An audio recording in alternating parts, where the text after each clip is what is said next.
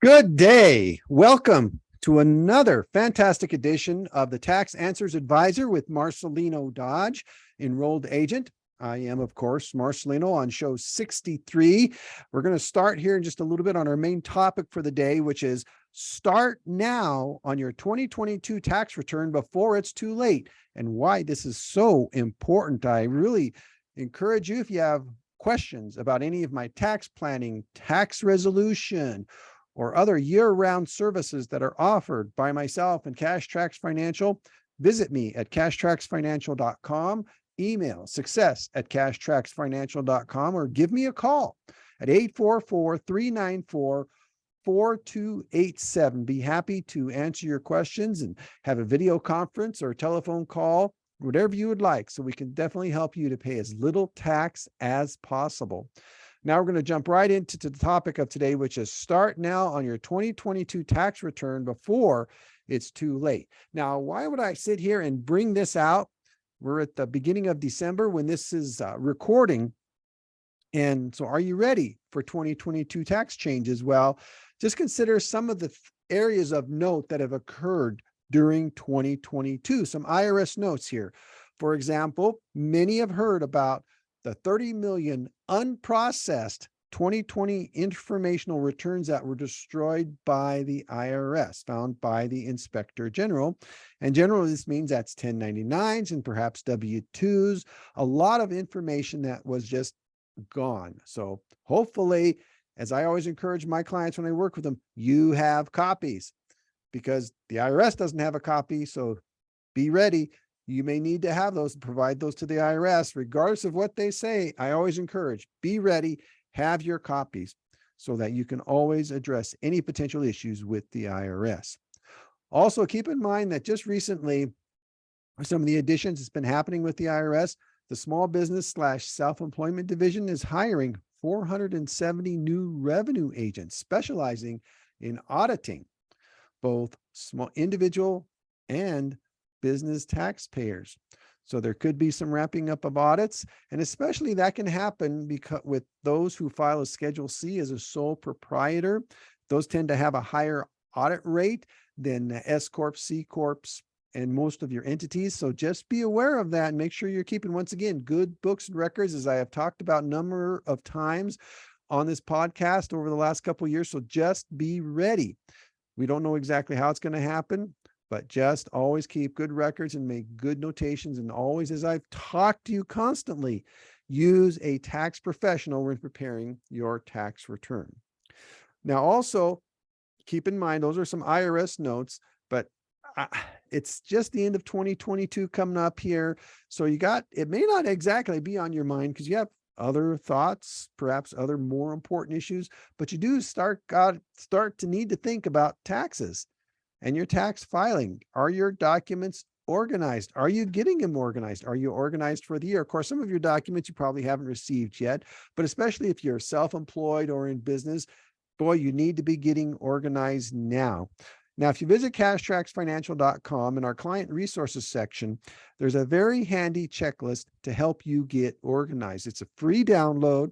You don't have to put in a name or get an email address or whatever, but you can just download any of the documents from that file at that time. However, if you do want to sign up for our free, and it's a free client newsletter that we have, comes out each and every month.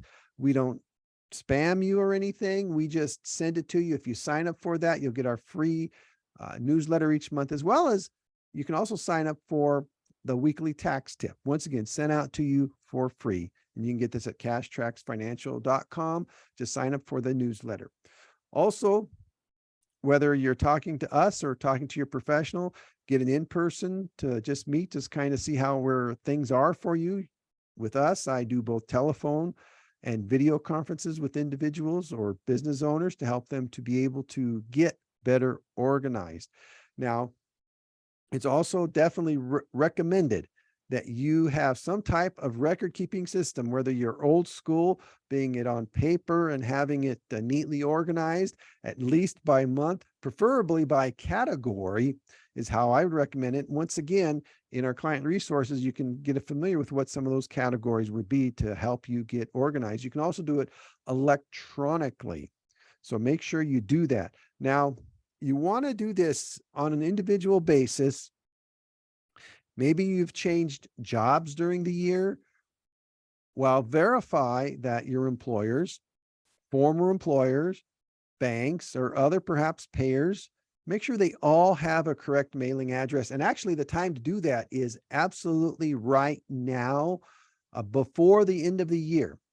That way, as they prepare any informational returns for you, your W-2s, 1099s, whatever you could possibly be expecting, or if you took a distribution from some type of retirement plan, getting the 1099-R, making sure you get that in a timely manner. So make sure all of that is up to date, because if you want to get filing as soon as the electronic filing works out, all of those addresses need to be current so that you don't have any delays in receiving your documentation.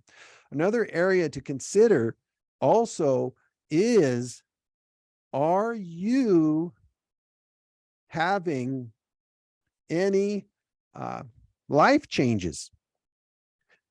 Well, what do we mean by life changes? Of course, did you get married during the year, or perhaps divorced? Was there a new child? Did you take on a second job? Each of these areas affects your taxes. Now, do not think, well, I got married in the second half of the year, or I'm getting married in December. I'm still single for most of the year. Wrong. What the actual law is in regards to marriage and divorce is, what is your status at the end of the year? So if you got married on December 31st, you're considered married for the whole year. So you got to be thinking about planning your taxes accordingly. Now, you still can do married filing separately for the year, and that may be the best option for you. I don't know, but you need to talk to your tax professional about that. If you had a new child during the year, got to make sure you're planning appropriately there as well. If you took on a second job, did you do your W-4 in a manner that makes sure there's proper withholding? So all of these are items to stop and take a look at right now, so that when tax time does come around, you don't have any surprises. So definitely, I recommend getting with your tax professional, or if you need one and you're looking for one, we're certainly available to have a meeting to go over that information. You can upload the documents to our portal so that we can be sure to help you to make any adjustments or be ready for what the possibilities are for the taxes or potential refunds, because there's a lot of changes I'm going to talk about in a little bit in regards to how things are so different for 2021 as compared to what you're going to have or possibly receive in 2022. Also, this time, a withholding review, as I mentioned, is very important. If you're in small business and you have your own business, need to possibly take a look at, because I'm getting ready to have some appointments with individuals to take a look at how perhaps this last quarter of the year has gone. Is an estimated tax payment necessary, both federal and state taxes, because those are due on January 15th. So it's good to take a look at that now before the end of the year. That way, if you can make those payments or need to make those payments, you can definitely plan to do so. While at the same time, I'm encouraging ones, and even the IRS has put out some notices about this, about various tax scams. Yes, there's scams. They just keep coming up with new ideas. This, the gift card one is going around once again. So don't ever take a call from the IRS and they're saying, well, send us a gift card. Like maybe a Visa, one of those Visa gift cards, you go down to your local store, pay $2.95 for whatever, and then you put on whatever, 20, 30, $400, whatever the amount is. Don't do that. The IRS does not accept gift cards, so be watching out for those kind of scams. Anybody wanting you to pay via gift card, just don't do it. Also, another area to look at is, sometimes there's some confusion about what is a tax home, or what is your tax home. There's been court cases with the tax court regarding this, where ones have lost because of not accurately calculating their tax home. So what is a tax home? In general, your tax home is the regular place of business or duty post, basically where you work, which includes the entire city or general area where your business is located or where you drive to do business is your tax home. Now, this can really make some people a little crazy because they can live, like, for example, in Colorado Springs, Colorado, but work up in the Denver area. Well, they may be physically living, or their residence may be in Colorado Springs, but their tax home would actually be like Denver because that's where their regular place of business or their regular work occurs. Now, for some individuals, especially self-employed individuals, their main place of business could actually be their home. Well, why would that be the case? Well, when you have a qualified home office, and I've talked about home offices on a previous podcast, well, if you have a spot in your home, which many people, perhaps in construction, sales, even some tax professionals, have an office that is exclusively used for business purposes. And when you have a place that is exclusively used for business purposes and have an office in the home, very well, your regular place of business could very well be your home. And to make sure you qualify for this, to have your family residence as your tax home, there are some factors you need to consider. And indeed, you need to consult once again with a tax professional about that to get the most accurate information so that indeed you are able to have that your home as your tax home and see if you actually do qualify. A question that comes up quite a bit during tax season and even off tax season I get is, well, how long should I keep copies of my tax returns and my record? Well, in general, I recommend at least a minimum of 4 years. And that is because, well, you got a 3-year statute with the IRS for most returns, but most states are about a year behind that. So that's why I always say, let's keep a year there. So that gives you 4 years. That's at least the minimum. Now, there are some exceptions where it's actually a good idea to keep tax records for multiple years and even for, we'll say, 10 or 20 years. And what would those reasons be? One is that if you had a large net operating loss that you're carrying forward to additional years, well, you would want to have records of that net operating loss until it is completely used up. And then even 3 years beyond that, that way you're beyond the IRS review period. So net operating loss is one reason why you would want to definitely keep tax records for much longer than 3 years. Some people say at least 7, but usually about 3 to 4 is pretty good. Like I say, unless you have a net operating loss. Or another possibility as to why you would want to keep your tax records for a longer period of time would be if you have a long-term capital loss. Say if you lost tens of thousands of dollars in the market, but you don't have a capital gain or a long-term capital gain to offset that. Well, according to current rules, you're limited to $3,000 per year that you can carry forward. And your capital loss would carry forward until that capital loss is gone, or unless you have some type of offset for a long-term capital gain. And so as long as you're carrying forward that capital loss, you want to make sure that you keep the records of, I would recommend keeping it all the way back to the beginning in every tax return up until that capital loss is used up. And even then, 3 years beyond that to get beyond the IRS statute. So that's the other reason why you would want to definitely keep records for a much longer period of time, is if you have a long-term capital loss that you are constantly carrying forward.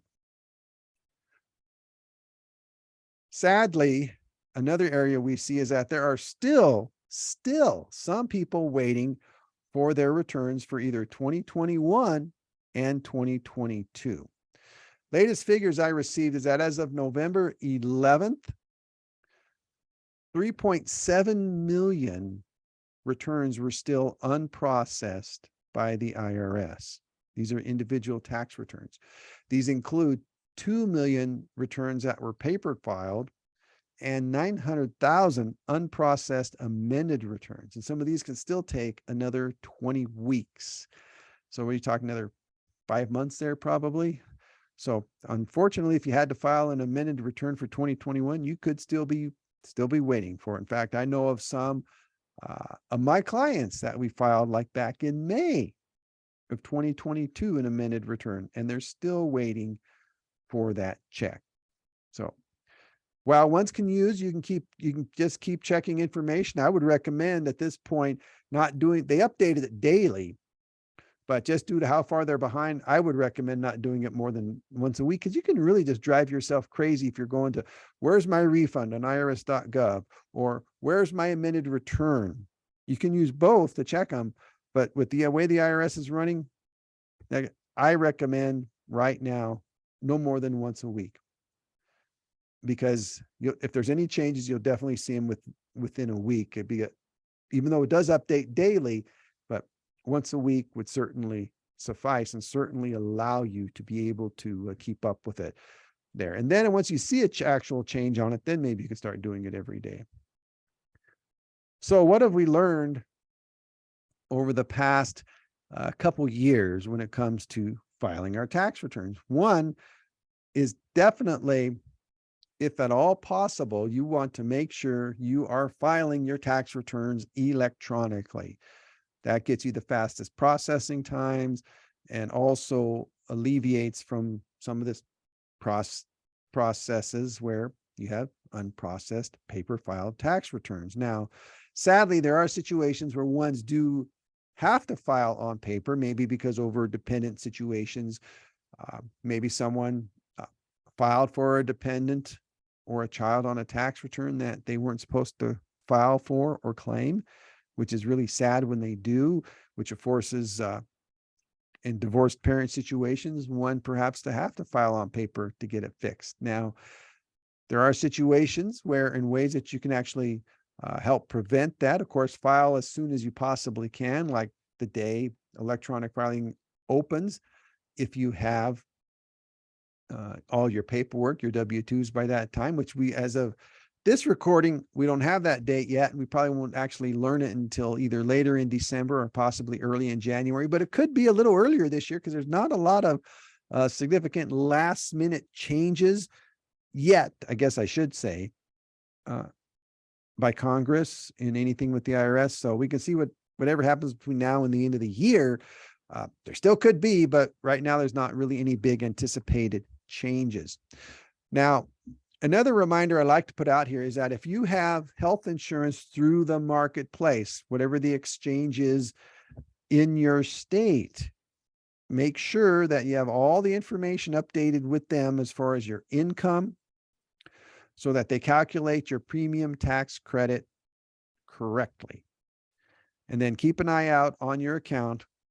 You can probably download it, I'm guessing, from most of the exchanges, your 1095-A. Make sure you have that before filing. It's going to be absolutely essential for you to be able to get the proper amount of premium tax credit, which, depending on your income, you may actually get a little bit more.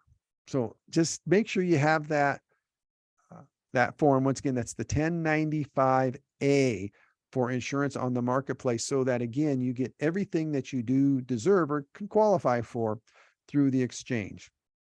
Now, some key updates we're going to remind you of today in regards to keeping in mind for 2022, because there's several things that are changed and several areas that are not good for taxpayers if you're the taxpayer.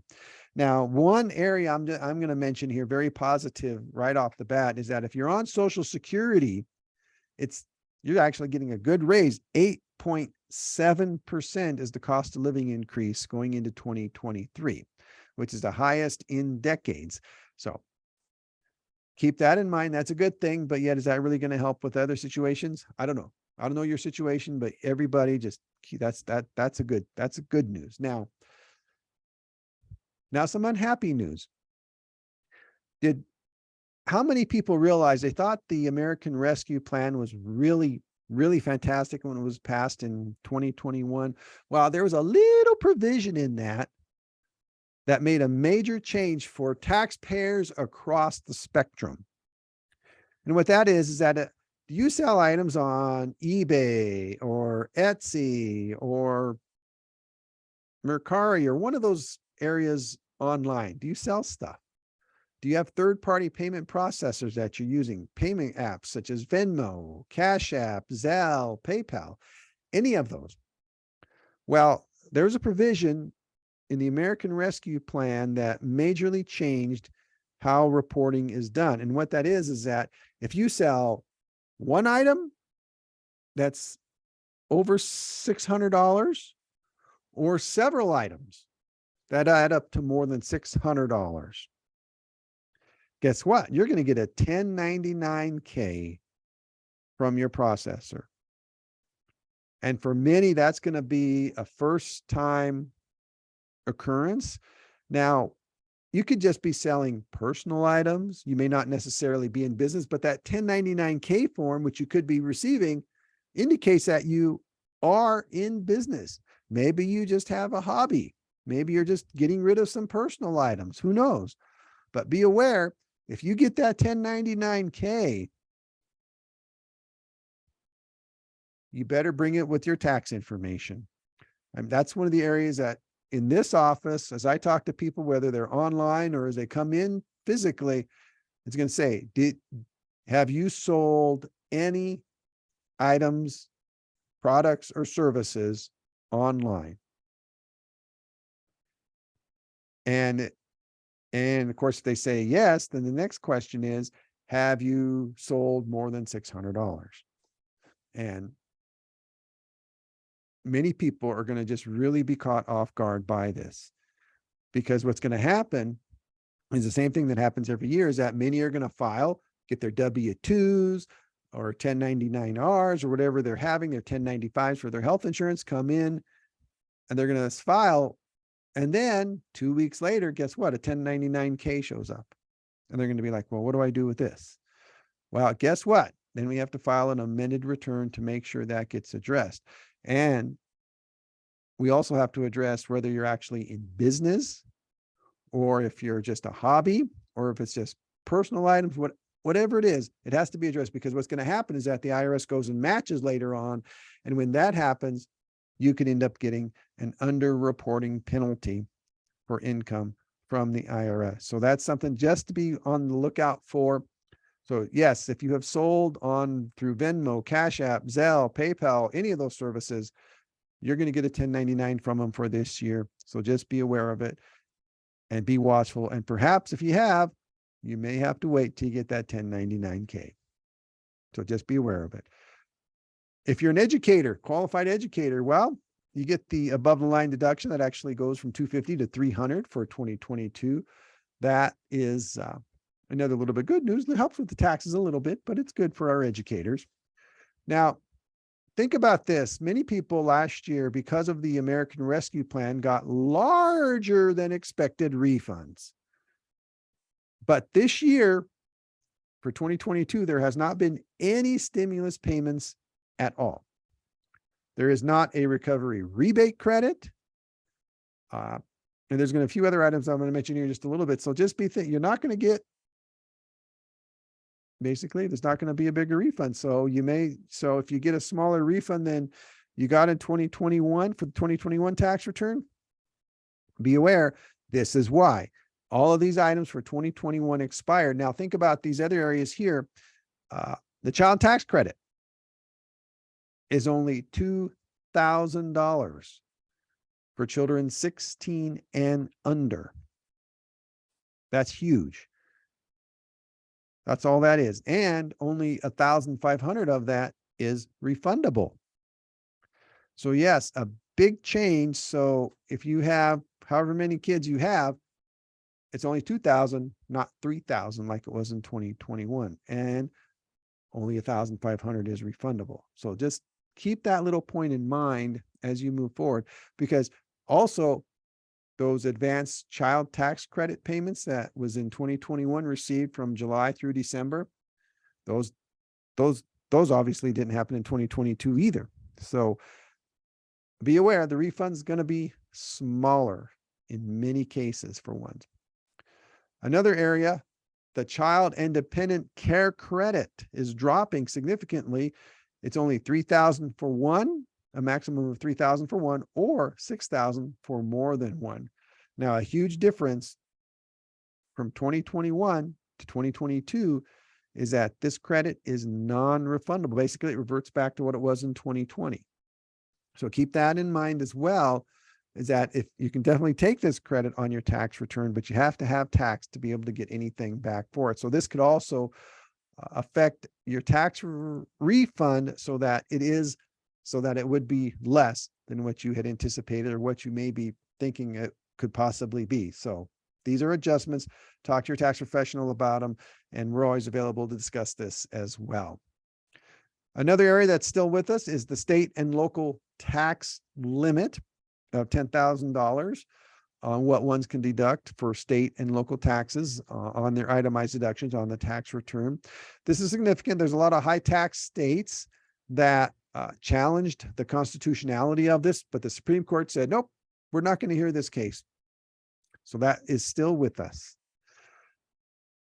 Charities. Are you making donations to charities? Do you have a charitable deduction that you're taking? Well, of course, we think about in 2020 and 2021, there was actually an above the line deduction of $300 for an individual in 2021 and $600 for married couples. This year, guess what? You don't get a deduction for charitable deductions unless you qualify to itemize. Now, some area that happens with that, though, you think about is the fact that some states, and I know Colorado is one of them, will actually still give you a deduction for charitable donations. If you have donated like about $500, they give you whatever is above that $500 threshold if you did not itemize on your tax return. So make sure the state level is checked because you can still get that charitable donation at your state level possibly. And that does vary again from state to state. If you are making donations to charity, one thing I always tell people is do not give cash. Because if you give cash, you have to have some type of receipt for that donation. And you have to ask the charity to give it. So when you're putting cash into whatever, like into a donation pile or a donation can, whatever it is, be aware that is free money. That's free. You don't get any deduction for that. Now, I always instruct ones, make sure you write a check or use a credit card to make such a donation, because that creates a record. Essentially, that creates a receipt. Now, if you do have a donation of over $250 in one day, you do need to have some type of acknowledgement letter from the charity. And I recommend getting that right away if you want to plan on deducting it, or you're going to be able to deduct on your tax return. Now, that is an area where ones have had huge problems, big problems. Once again, at tax court, they ended up at tax court. They took these huge charitable deductions, but they did not have this acknowledgement letter from the charity that also states no goods and services were received for this donation. So yes, make sure you have that. Now, I always recommend, or highly recommend, I should say, if you're going to give something to a charity or for a nonprofit, just give cash. It is the easiest to support, the easiest to do. You get the letter of acknowledgement, the easiest to establish the value. Now, some individuals like to give some type of non-cash gift, property, collectibles, could be just about anything you name. Now, the problem with these is that the value. What is the value of these? What is the deductible values of these? Yeah, the charity can give you, well, we're going to give you $5,000, whatever credit or amount of donation for this. But is that going to hold up in an audit? Well, if you're going to give something of significant value to a charity, it is highly recommended that you have some type of appraisal completed for that property, so that you can have that written documentation once again to support this is the value of the donation that I made. Here's the market value of this donation, so that you can maintain the deduction upon audit with the tax return. So keep that in mind if you're thinking about audit, donating something before the end of the year. Just do cash. But if you do something that's non-cash, of course, there's an additional form that goes with the tax return if you're itemizing. And then, of course, have that appraisal and put that with your tax documents so that you are able to take that full deduction upon audit. Are you a shareholder of an S corporation? Well, you're supposed to be keeping track of your basis. And in most cases, your tax professional that you're using is helping to track that basis, because it's not tracked at the entity level. The S corp doesn't keep track of your basis. Many people think that the S corp does. No, the S corp really is not required to track your basis in that corporation.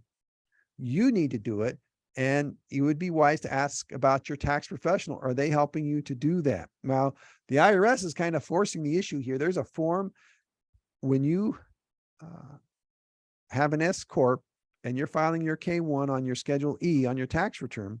There's a new form. It's a 7203 that must be filed with the tax return when you're claiming a loss, a loan repayment, a stock sale, or a distribution. And basically that's a form showing that you have basis to be able to do all those that I just listed there. And you need to make sure that if you do have that, that your tax professional is doing that. And even you ask, I mean, because when I pull those out, review those with a tax client that I have, I say, okay, look here, here's your tax return. We review it. Also, here's your form 7203 that's applicable with your tax return. That's especially if there's a loss or a distribution that they take. If you've been in business, we really love the Tax Cuts and Jobs Act, because many people talk about other areas of that particular bill. But one of the great areas of that bill was for business. It was such a business-friendly bill. It just doesn't get the proper recognition, is that more businesses can use the cash basis of accounting, which just makes it so much easier for small business. And that is if the annual revenues, in this case, we're looking at 2019 through 2021, if those annual revenues of the business are under 26 million, business can use the cash basis of accounting, which covers vast majority of businesses throughout the country. And I know a lot of different professionals do a lot of different things, but I'm a big fan of using the cash basis of accounting. It just makes everything so simple for my business clients, and actually for me as a tax professional, and taking care of them from a tax basis. It just makes it easier. So if ones can do that, definitely do that. Now, if you do have a business that has inventory, you still need to do some accrual with that inventory by law, but that's a little bit separate, but still needs to be done. But overall, if you're just doing services or a non-inventory type of business, just stick with the cash basis. You don't need to get too fancy using accrual. I know some tax professionals and even some accountants prefer people using accrual, but I, as a tax professional, really encourage ones to use cash basis. It just makes it simpler overall.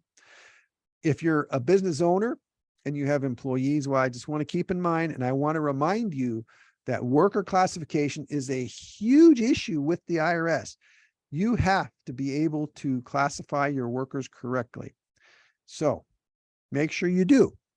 Are they employees or are they independent contractors? I did a whole podcast on this, again, reminding employers that don't try to get out of the employment taxes by trying to pay your employees as independent contractors, because it can really come back and harm you. And one of the areas I've really seen in this is at the degree of work controlled. How much do you, as the employer, control the work? If you provide complete directions on how they do the work, if you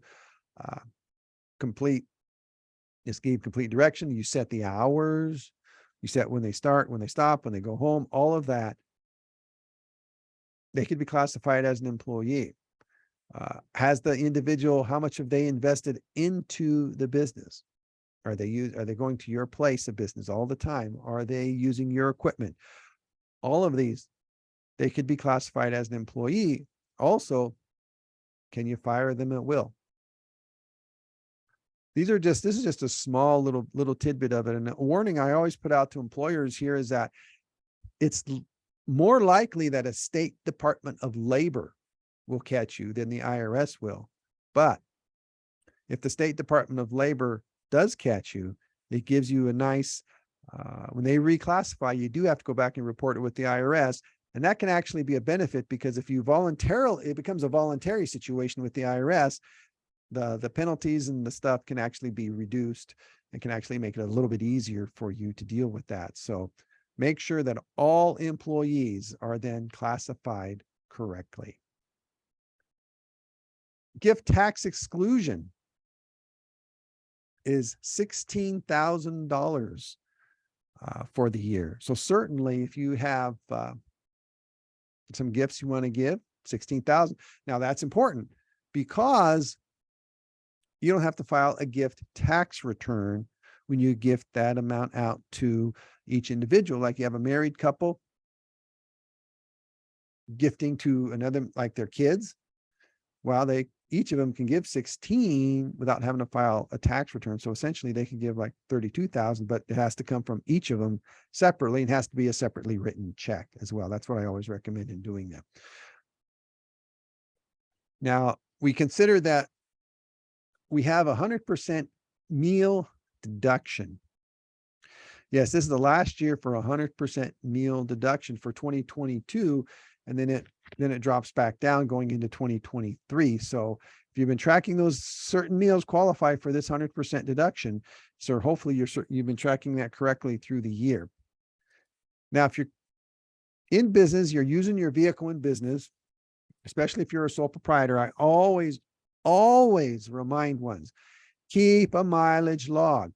And there's an excellent app that ones can use called Mile IQ to track their business mileage, because there's so many times that ones just miss it because of, or miss deductions because they're not tracking their mileage properly. But now definitely encourage you to do that. And this year it is vitally important because we have one of those mixed up years. Yes, hopefully, and I got to remind all of my people of this, and I'm going to keep doing so, is that there's two different numbers depending when you drove your vehicle during the year. So from January 1 to June 30th, 58.5 cents a mile. January 1st to June 30th. So miles have to be divided up between the first half of the year. And then you got to have a number for the second half, July 1st to December 31st. A different number for mileage, 62.5 cents a mile. Now, one of the things we talk about in these tax meetings that I go to is, where does this 0.5 cent come from when they make these out? The answer we always have is, we don't know, but it's there. So we deal with it and we just move on. So yes, make sure you have a good mileage log, and always, as you're looking at for business purposes, for this year in particular, you got to have two numbers once again for the first half of the year, January through June, and then the second half of the year, July through December. Make sure you got those separated and have it good and accurate there. Now, if you're using one of those mileage apps, that's going to probably make it real easy for you to do so. And yes, while you're keeping a mileage log, it's important also to note that you need third-party verification. So what I would suggest is, if you're one of those individuals who likes changing your own oil, just for record keeping and tax purposes, I'd recommend having someone else do it a couple times during the year for you. That way, whether you get some type of auto repair or you get a mileage or an oil change, they always record the mileage, and that becomes a part of your tax records to verify through a third party your mileage. It's something that the IRS will look for. And certainly, as we once again mentioned about ones who are about the IRS is hiring more revenue agents, something to keep in mind as you look for those. Foreign bank accounts. Are you a signatory on a foreign bank account? Do you have a foreign bank account? If these apply to you, you probably need to file what's known as an F-bar due by April 15th of each year. This is a foreign bank account reporting. And there's a couple questions on the Schedule B on the tax return as well that could apply. So if you have anything with foreign bank accounts, I mean, we discussed that in our engagement letter here about foreign bank accounts, that our clients are disclosing those to us so that the proper forms can be filed. And if they don't disclose them, well, once again, the penalties for failure to disclose those foreign bank accounts, those can be pretty severe. So keep in mind that if you do have a foreign bank account, make sure you disclose it on the tax return. It's just a disclosure. It's not really doing much else, but you do need to disclose it. If you're an heir of an IRA or you have received an IRA as a beneficiary, some quick points to keep in mind there. Distributions, how are they taken? Well, that depends on the age of the decedent, the person that died. And it depends if they're getting a required minimum distribution. So there's just some quick clarifications I'm going to give on this because there's been some confusion out there, some misinformation. So if the person that left you the IRA, if they are over 72 and you're an eligible designated beneficiary, you must take the RMD every year if they were already taking the required minimum distributions. But then you got to make sure you take out the balance by the end of the 10th year. So that's if they're over 72 and already taking distributions. If they're under 72, you as the eligible designated beneficiary can wait until the end of the 10th year actually to take out the entire balance. So you don't have to take the payments over the 10-year period, but you can wait till later on. As to which of these in this situation is better to do, wait or take it all, depends on the circumstances of the individual, of the eligible beneficiary. Because once again, you got to think about how much is that going to affect my tax over the 10-year period, or how's it going to affect my tax in year 10? Yeah, we don't know. But it's something thinner and something that you need to talk to a tax professional about, just so you can make the best decision as to whether you should take the taxes or take out the distributions through the 10-year period. Now, I mentioned a few times the term eligible beneficiary, eligible designated beneficiary. Now, there's some that this eligible designated beneficiary does not include. Okay, notice.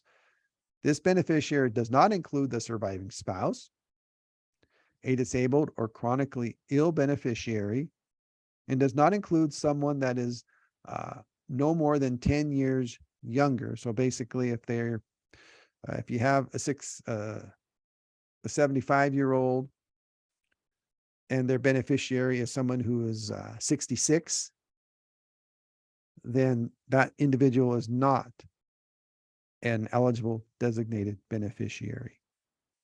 So just keep that in mind there. Other items to keep in mind as we go through this year, finish up this year. You can still actually start and contribute to retirement plans before the end of the year.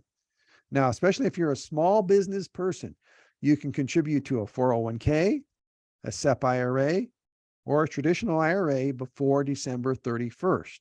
You can open up and do that before December 31st. It's a really great area to do if you are self-employed and looking for at least some way to help save on some taxes. Now, it's not going to be it's not going to help you on self-employment tax for you personally, but it will help you on regular income tax. But it is something to consider and to think about and look at.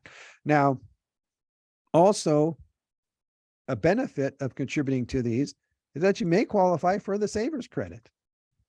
It may bring down your adjusted gross income so you can qualify for the saver's credit. So, but you can do that you can contribute more than $2,000 to these, but you get the saver's credit for up to $2,000 of these. So keep that once again in mind. Now, I'm going to put out some warnings here real quick for you in regards to this.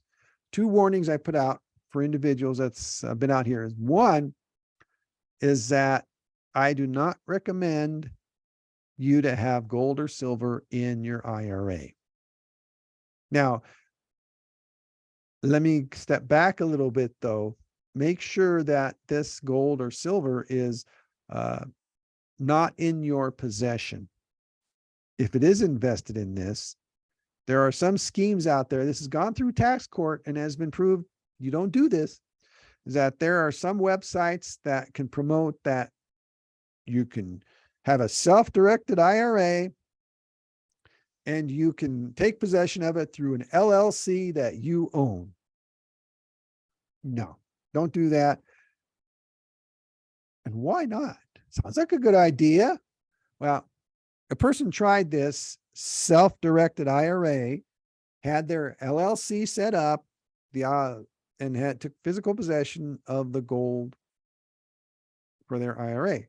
Now, if you want to have it in an IRA, that's up to you, but make sure you don't have physical possession of it. That's the best way to keep it as a very clean, good transaction there.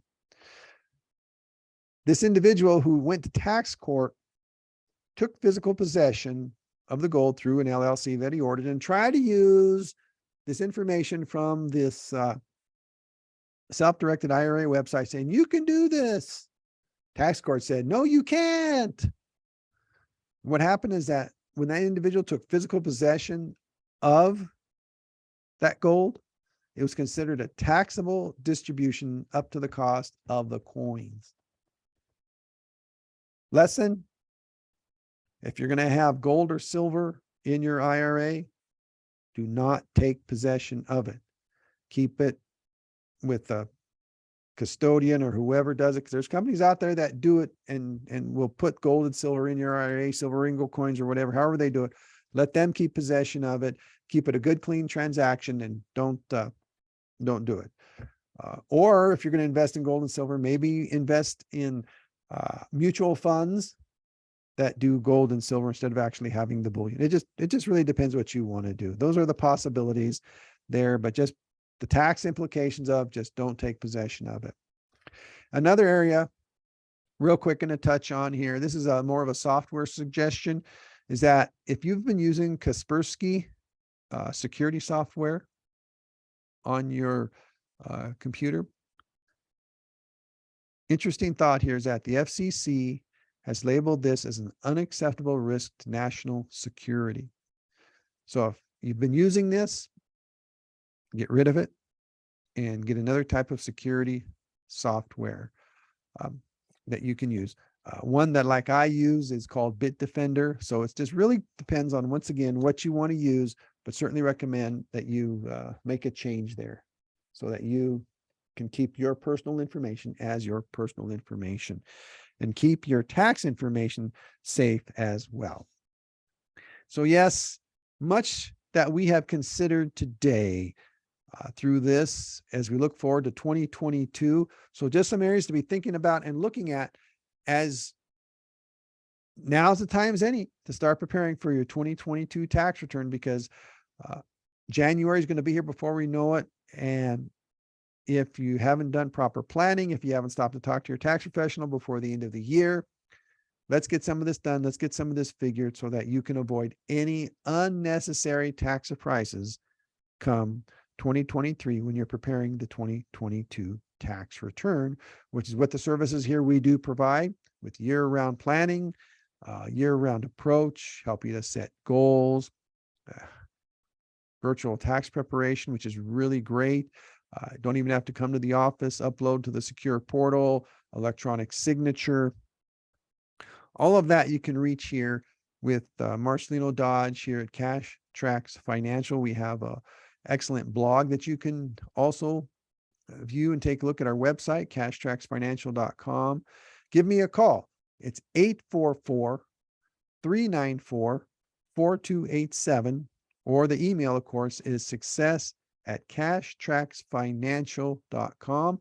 And as you visit the website, once again, you can sign up for our free monthly newsletter and our free weekly tax tip so that you can keep up with the most accurate information on taxes. And then, of course, be able to save. So we're truly grateful for you listening today to the Tax Answers Advisor with Marcelino Dodge on the Voice America Business Channel.